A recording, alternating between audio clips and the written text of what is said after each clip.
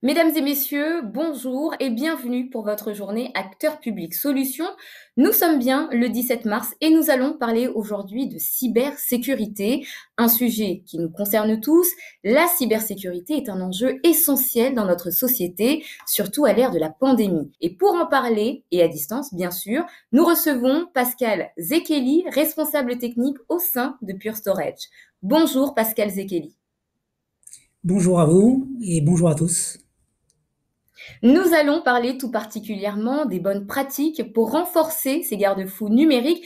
On est dans un contexte particulier, vous le savez, Pascal Zekeli, la digitalisation clairement encourage désormais toutes les organisations à placer les données au cœur de leurs activités. Le mot de passe, la restriction utilisateur à certains outils sont des éléments, je pense, à considérer pour se protéger contre la menace, tout comme la sauvegarde qui est finalement une des clés de voûte de la cyber-résilience.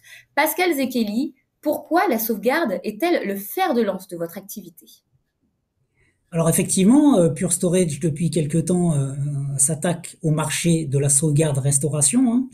Il faut bien comprendre que Pure Storage a été créé il y a 10 ans autour d'une idée, apporter du 100% flash au sein de nos centres de données, hein, puisque l'idée de départ était partir d'une page blanche, à partir des mémoires électroniques grand public, fournir au sein des infrastructures des data centers un stockage 100% flash, accessible en termes de coût et apportant des performances exceptionnelles.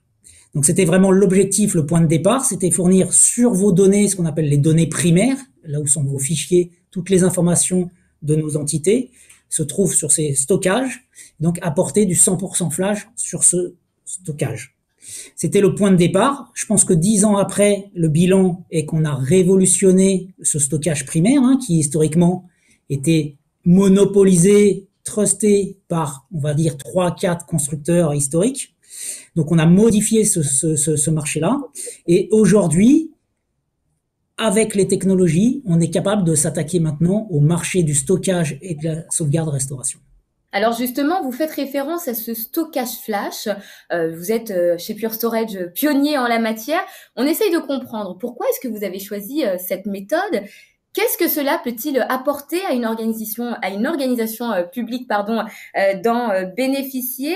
Est-ce que c'est une nouveauté pour vous? Alors, ce n'est pas du tout une nouveauté pour Pure, hein. Pure, dès sa création, est partie de cette technologie-là. C'est même là toute notre expertise. C'est l'expertise de la maîtrise, comment on écrit et on lit sur ces stockages de nouvelle génération. Et tout notre métier, c'est d'apporter ça, cette technologie, toutes ces valeurs au sein des centres de données. Alors, les apports, ils sont assez simples. Dès qu'on parle de 100% flash, évidemment, la performance est le premier point et le premier atout. Mais je soulignerai surtout l'aspect simplicité, en fait. C'est vraiment cette simplicité qu'on a apportée à nos clients qui a permis vraiment de modifier le comportement et la façon dont on consomme les infrastructures de nouvelle génération avec Pure. Donc, pour vous donner des exemples concrets, hein, avec du stockage comme Pure Storage, il y a vraiment plus besoin de longs projets de migration de vos données. Il y a plus besoin d'une armoire électronique qui fait pour stocker simplement 1 péta, par exemple, de données. Et il n'y a plus besoin d'experts certifiés au sein de vos entités. Donc vous imaginez bien tous les avantages tirés pour les entités publiques de simplicité.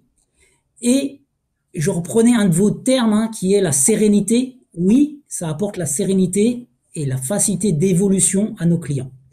Donc ces entités publiques, hein, pour nous en France, c'est surtout des CH, des CHU, des grands ministères, des entités semi-publiques, voilà, de toute taille, hein, et elles bénéficient, quelle que soit leur taille, de ces avantages.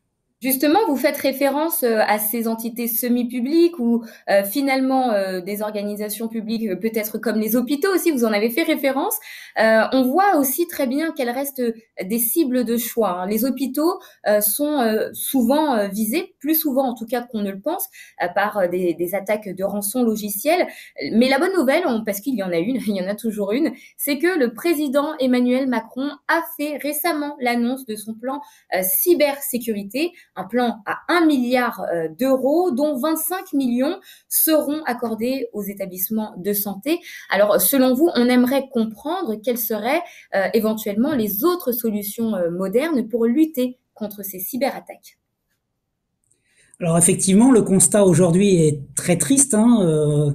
On constate une généralisation des attaques numériques et malheureusement en cette période, c'est assez désastreux de s'apercevoir de ça. Alors il faut bien comprendre qu'en face, hein, nous avons des véritables automates d'attaque qui visent indifféremment les entités privées ou publiques, hein. Je pense que indifféremment les entités sont visées. Certainement la différence, hein, c'est que les entités publiques communiquent peut-être plus facilement que les entités privées, hein, lorsqu'elles sont attaquées. Et oui, malheureusement, certains de nos clients ont subi ces attaques, et c'est important d'avoir des solutions face à ces attaques et des bonnes pratiques. Et donc, Pure Storage, oui, accompagne au quotidien nos clients dans la mise en place de bonnes pratiques. C'est le principal, hein, c'est mettre en place un certain nombre de bonnes pratiques assez simples. Et il faut bien comprendre que l'ADN de départ de Pure Storage était déjà la sécurité de la donnée, la sécurité de vos données. Ça a toujours été l'ADN chez Pure Storage, avec par exemple un chiffrement automatique non débrayable sur l'ensemble de vos données. À partir du moment où vous mettez une donnée, elle est chiffrée, sécurisée. Mais également, vous apportez des solutions de retour arrière simples, parce que et performant, puisque toute la difficulté lorsqu'une entité publique subit ces attaques, c'est être capable de revenir en arrière, mais du fait que les systèmes informatiques sont arrêtés, que l'activité est stoppée, il faut tout redémarrer, et les volumétries nécessaires à cette reprise sont énormes. Donc les volumétries de données à réécrire, à restaurer sont énormes, et donc c'est là tout l'intérêt du flash qu'apporte Pure Storage, c'est cette performance de restauration et donc la capacité de repartir vite et de limiter les temps d'interruption d'activité dans le cas où l'attaque a réussi. Alors justement, c'est bien que vous fassiez référence à la restauration. Vous avez d'ailleurs développé une solution qui s'appelle FlashBlade, qui sert à stocker, à sauvegarder et à restaurer.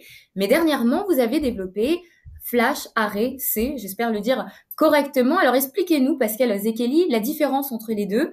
Où est-ce que se place l'innovation dans cette nouvelle solution Flash Array C? Oui, vous avez raison. Donc il y a 4 ans, Pure sortait une solution qui s'appelle FlashBlade et qui apportait déjà cette haute performance de restauration et cette simplicité. Grâce à nouvelles technologies de stockage de mémoire, aujourd'hui, on sort une solution qui s'appelle FlashRC et qui a pour objectif toujours de répondre à cet axe de performance, de simplicité, d'intégration facile dans vos solutions de sauvegarde-restauration. J'allais dire, c'est le schéma de base, mais surtout qui apporte une démocratisation du flash dans le monde de la sauvegarde-restauration. C'est vraiment ça l'objectif. Ça nous permet aujourd'hui, avec ces nouvelles technologies, d'apporter au sein de toutes les entités du 100% flash à un coût équivalent aux équipements historiques de sauvegarde-restauration, aux infrastructures historiques. Voilà, donc ça, c'est vraiment ça l'axe sur lequel on a envie. C'est historiquement, nous avons modifié largement le stockage du marché primaire. Aujourd'hui, nous voulons aussi apporter ces bénéfices au sein du marché de ce qu'on appelle le stockage secondaire. Voilà l'axe. Et peut-être pour finir, je voudrais reprendre un de vos termes que j'ai énormément apprécié quand vous l'avez cité, c'était la cyber-résilience. Et peut-être pour finir, j'allais souligner qu'effectivement, Pure Storage, notre objectif, c'est apporter cette cyber-résilience à nos clients et qu'on est un acteur de cette cyber-résilience au sein de nos clients. Pascal Zekeli, merci beaucoup pour ces précisions. Peut-être souhaiteriez-vous ajouter un mot, peut-être donner des conseils aux dirigeants qui nous regardent actuellement. Alors, merci beaucoup et à vous. Et en conclusion, moi, je rajouterais simplement, il est très important de faire des tests de plans de reprise d'activité au préalable et il est très important aussi de faire communiquer vos équipes. Et ça, c'est vraiment primordial car en fait, dans les équipes, vous avez des experts sécurité, des experts de l'infrastructure et je pense qu'il est primordial que ces équipes se connaissent avant de subir ces attaques parce que c'est le jour J, ce sera primordial pour votre réactivité. Merci beaucoup Pascal Zekeli. C'est la fin de notre interview. Je rappelle que vous êtes directeur technique au sein du groupe Pure Storage. Merci à tous de nous avoir suivis et restez avec nous. La journée Acteur Public Solutions continue.